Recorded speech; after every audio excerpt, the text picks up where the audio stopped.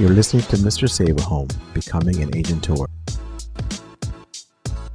Good day, good people. My name is Navid Moosa, and I'm your host today and hopefully always for Mr. Save a Home, Becoming an Agent Tour. Thanks for listening. Thanks for joining us. My team and I appreciate it. Every single week you guys are here. We love it. For those who are new, we get into it. Don't waste any time. For those who are repeat listeners, thank you. We know there's a lot of information out there, yet you come here, and we absolutely love that. So, without further ado, let's get into it. I heard the phrase the other day called, or asking, is your belly full? I never knew what that meant. Obviously, is your belly full? You eat a lot of food is my first interpretation of it. But when I heard it in the setting I heard it in, I didn't know what it meant. And so let me go ahead and kind of let me set the stage, or let me set the scenery. I'm in a business meeting. I'm with a family member of mine. We're talking about some business here, and we're looking at our roster, if you will, of some of the employees we have, and we're evaluating them. End of year, it's the same thing. We go over, see who's performing, who's not, and kind of figure out why one's accelerating or one's aren't. And my partner made the comment of saying, well, I think their belly's full. I'm like, wait, what? What are we talking about? Their belly's full. What does their eating habit have to do with anything in here? It's like, no, man, their belly's full. Now, this is a difference between a college degree, potentially not a college degree. I don't have one. So to me, it was just brand new, but he knew it, and other people who he went to school with all knew the phrase apparently. So anyways, he said, yeah, their belly's full. So he broke it down for me. It was like, well, it's easy just to keep, just going through business, right? Just going through, whether it doesn't matter if you're self-employed or not. You go, you do your job, you expect your job's going to be there, right? You expect when you wake up, you work for a big box company, or you work for the federal government, or your local township, municipality, that when you wake up, you go, your job is going to be there. We just assume that. It's no different in the entrepreneurial world at times, fortunately or unfortunately. When you're, especially, I want to say in sales, you wake up assuming that you're going to make a sale that day. You wake up assuming that a lead, a customer, new customer, or repeat customer is going to come back and call you or contact you some way, and new business is going to come about that. And when you make these assumptions, that's when your belly is full.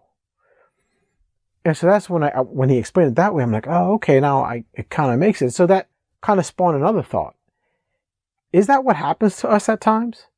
Not just as in the sales world, but just even as entrepreneurs, or want to be on the path to be entrepreneurs, is that do we kind of create our own comfort out of this belly full mentality because we're making the assumption that, hey, you know what? I did this yesterday, and I've been doing the same thing that I did yesterday for the past 10 years. I'm going to do the same damn thing tomorrow.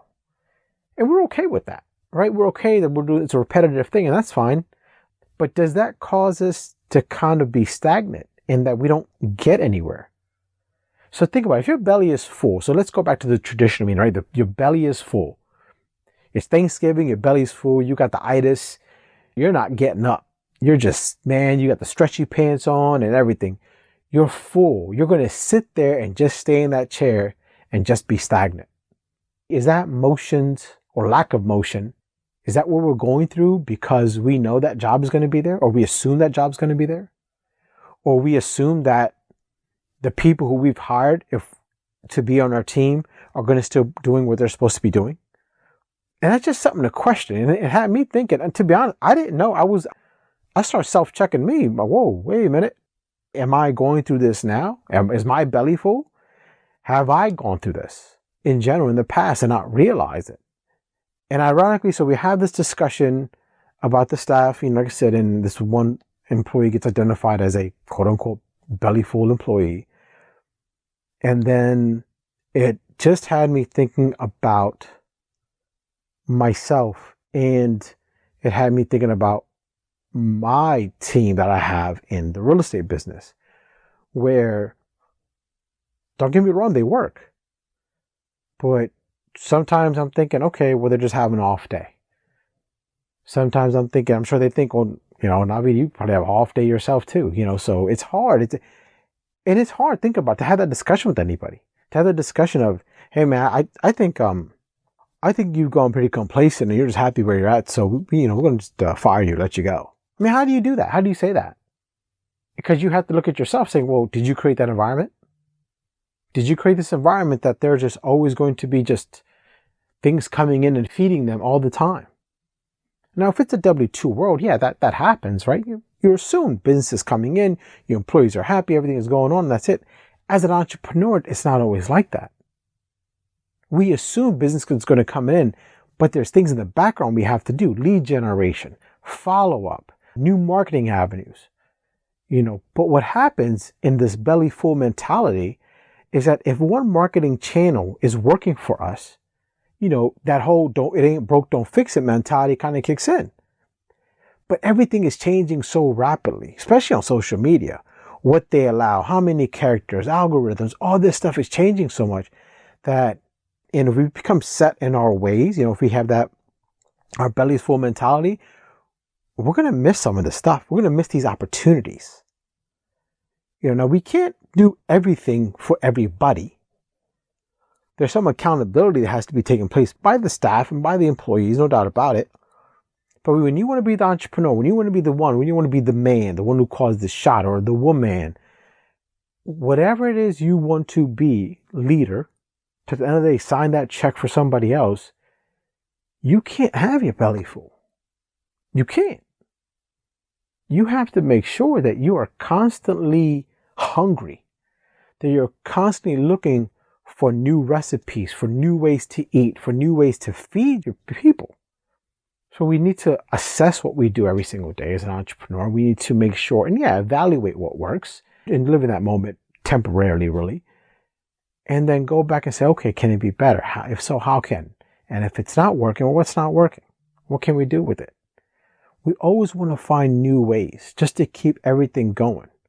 Like, I don't know about you guys, but me personally, I get bored very, very easily. I get sidetracked very easily. If you listen to some of my earlier podcasts, I kind of go over the place before I get back to the point because it's so hard for me to focus on certain things. And luckily I've got a team and producers who kind of keep me, bring me in and stuff like that. But it happens to a lot of us.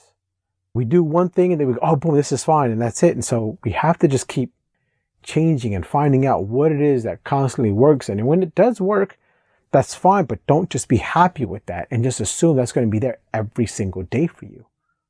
Again, if you're not calling that shot, you don't worry about these things. But if you want to become this lifestyle of self-employed and self-sufficient, this is what you need to think about.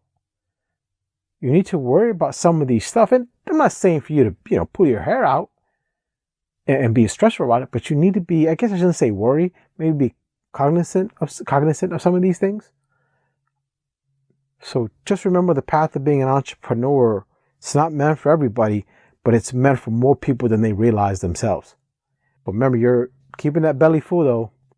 And it's just not a good look. It can definitely put you into an empty plate at that point in time.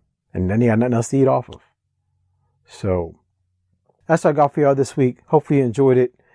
Feel free to drop us a line at navidmoosa.com for any suggestions of topics you guys want to hear about. Again, I say it every single week, and I'll never stop saying it. At least I don't plan to. Never chase money. Always chase the deal. Do right by the client, and everything else will fall into place. Be good. Take care.